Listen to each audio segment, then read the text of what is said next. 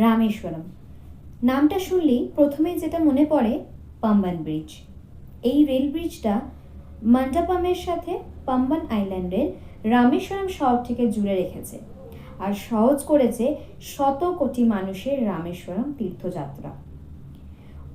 1988 পর্যন্ত এটাই একমাত্র যাত্রাপথ ছিল রামেশ্বরম পৌঁছানোর। তবে হ্যাঁ, 1988 সালে রোড ব্রিজ তৈরি হওয়ার পর যাতায়াত আরও কিছুটা সহজ হয়েছে। বলা বাহুল্য, এখন এই রোড ব্রিজই একমাত্র রাস্তা রামেশ্বরম পৌঁছানোর, কারণ 2022-এর ডিসেম্বরে রেল অথরিটি এই ব্রিজের ওপর দিয়ে ট্রেন চলা নিষিদ্ধ করেছে। নতুন ব্রিজের কাজ 2020-তেই শুরু হয়েছে, তবে এখনও তা শেষ হয়নি। এরপরই যার নাম মনে পড়ে তিনি হলেন এপিজে আব্দুল কালাম। হ্যাঁ, রামেশ্বরমে রয়েছে তার পৈতৃক বাড়ি, যা এখন হাউস অফ কালাম নামে পরিচিত, এবং তার স্মৃতির উদ্দেশ্যে এখানে তৈরি করা হয়েছে APJ Abdul Kalam Memorial museum, যেখানে তার জীবনের নানা সময়ের নানা ঘটনা ওয়্যাক্স মডেল বা মোমের পুতুলের সাহায্যে তুলে ধরা হয়েছে। এছাড়াও সংরক্ষিত রয়েছে তার ব্যবহৃত কিছু জিনিস ও তথ্যচিত্র। Last but not the least, Ramanatha Swamy temple, যাকে আমরা তথাকথিতভাবে রামেশ্বরম মন্দির বলেই জানি। লোকমতে এটি 4 ধামের একটি ধামও বটে এবং 12টি জ্যোতির্লিঙ্গের মধ্যে একটি। এই স্থানেই মাতা সীতা রাম এবং লক্ষ্মণকে সঙ্গে নিয়ে শিবের আরাধনা করেছিলেন বলে মনে করা হয়।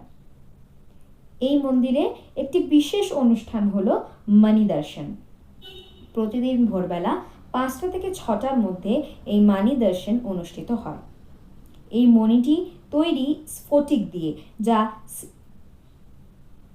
যা শিবলিঙ্গের আকারে তৈরি করা হয়েছে, এবং সাধু সন্তদের মতে এই মণি হলো শেষ নাগের মণি। এছাড়াও এখানে রয়েছে আরও কিছু দর্শনীয় স্থান, যেমন পঞ্চমুখী হনুমান মন্দির, Lakshman Theertham, Rama Theertham, Agni Theertham, Kothanda Ramar temple, Ramarpadam and Dhanushkodi, the land's end of India. হ্যাঁ, ধনুষকোডি হলো ইন্ডিয়ার শেষ প্রান্ত, যা 1964-এর আগে একটি গ্রাম ছিল, কিন্তু 1964-তে আসা এক ভয়ঙ্কর প্রাকৃতিক দুর্যোগে এই গ্রাম নিশ্চিহ্ন হয়ে যায়। প্রাণ যায় প্রচুর গ্রামবাসীর, আর এই স্থানকে অ্যাবান্ডন্ড ভিলেজ বলে ঘোষণা করা হয়, অর্থাৎ পরিত্যক্ত গ্রাম। এখানে আপনারা দেখতে পারেন ফ্লোটিং স্টোন, অর্থাৎ যে পাথর দিয়ে রাম সেতু তৈরি করা হয়েছিল, অ্যারিকাল মুনাই। এই অ্যারিকাল মুনাইতে ঢুকতেই প্রথমেই যেটা আপনারা দেখতে পাবেন অশোক স্তম্ভ স্ট্যাচু এবং দিগন্ত বিস্তৃত নীল সমুদ্র, যা ছেড়ে আসতে মোটেই আপনার মন চাইবে না। রামেশ্বরমে আলাদা করে কোনো সিজন টাইম নেই, তবে চেষ্টা করবেন ফ্রাইডে থেকে সানডে সময়টা অ্যাভয়েড করার এবং উইকডেজে যাওয়ার। ভিড়টা একটু কম পাবেন, কারণ মূর্তি দর্শনের জন্য মন্দিরে ভীষণ লাইন পড়ে। পার ডে 1000 থেকে 1500-এর মধ্যে ডাবল শেয়ারিং রুম মন্দিরের কাছাকাছি পাওয়া যাবে, এবং মন্দিরের খুব কাছেই হলো সমুদ্র ঘাট, মানে সমুদ্রটাকে অনেকটা গঙ্গার ঘাটের মতো করে নেওয়া হয়েছে এখানে। তো আপনারা দেখতে পাবেন যে রামেশ্বরমের সমুদ্রে কিন্তু ঢেউ নেই, দেখে যেন মনে হবে গঙ্গার জল।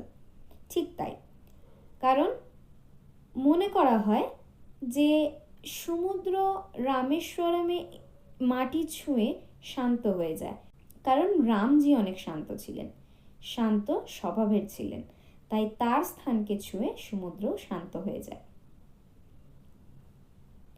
অবশ্যই নিজেদের পৌঁছানোর টাইমিংয়ের সাথে অ্যাডজাস্ট করে প্রথমেই হোটেলটা বুক করে নেবেন।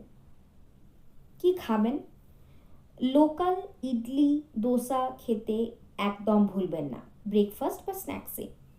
দিনের বেলা ঘুরতে গিয়ে নিজেদের গাড়ির ড্রাইভারদের জানালেই তারা ভেজ বা নন ভেজ প্রেফারেন্স অনুযায়ী আপনাদের নিয়ে যাবে খাবার হোটেলে।